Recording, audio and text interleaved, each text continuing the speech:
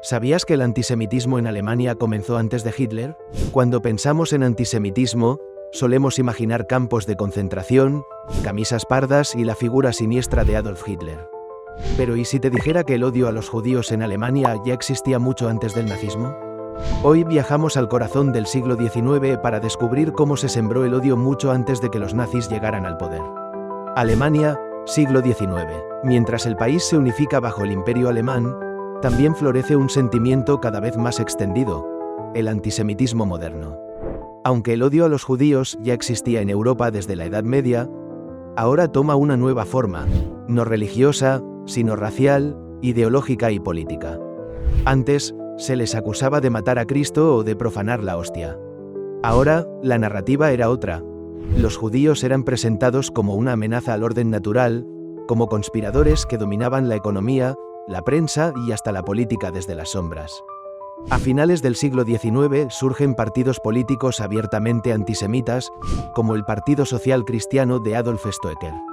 Su lema era claro: Alemania para los alemanes, cristianos. ¿Crees que el odio empieza con violencia? No, empieza cuando nos reímos de la broma equivocada. Cuando miramos hacia otros funcionarios y escritores que alertaban sobre la supuesta influencia destructiva de los judíos en la vida alemana. No eran panfletos callejeros, eran firmados por figuras con prestigio social e intelectual. Y mientras tanto, la prensa se convertía en altavoz del odio.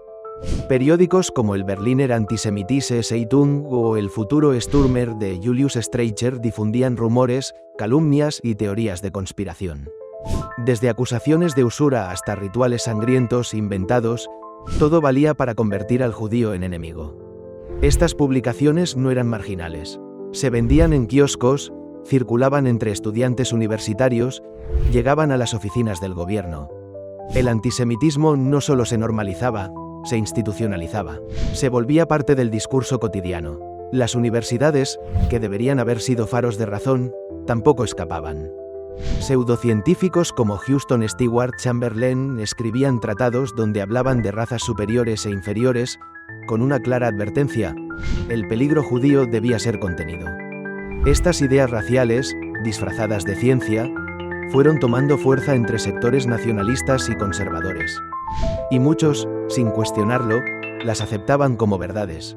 Legalmente, los judíos aún no eran perseguidos de forma abierta, pero eran excluidos.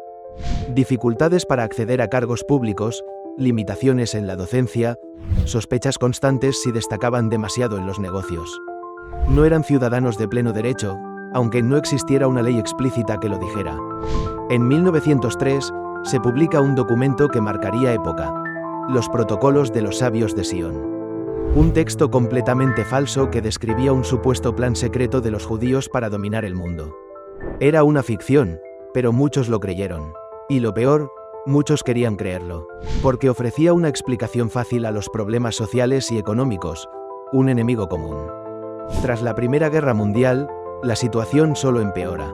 Alemania está hundida: derrota militar, crisis económica, inflación descontrolada, humillación por el Tratado de Versalles.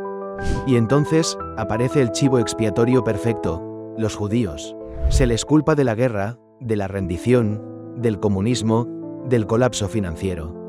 El odio no solo persiste, se intensifica y se convierte en parte de una narrativa nacionalista de venganza y redención. Y aquí es donde aparece Hitler. Pero él no inventó nada. Solo recogió todas esas ideas, miedos y odios que llevaban décadas fermentando. Los convirtió en doctrina, y los llevó al extremo, construyendo todo un sistema político sobre una base que ya existía. Cuando Hitler llegó al poder en 1933, el terreno ya estaba fértil. La semilla del odio había sido plantada mucho antes. El nazismo no fue un rayo en cielo despejado. Fue la tormenta final de un clima que se había ido enrareciendo lentamente.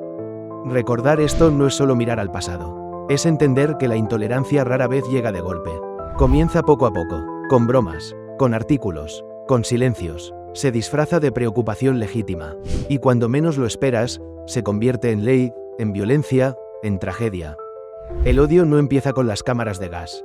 Empieza con las palabras, con la indiferencia, con el silencio. Si te ha gustado este vídeo, suscríbete al canal, dale like y compártelo.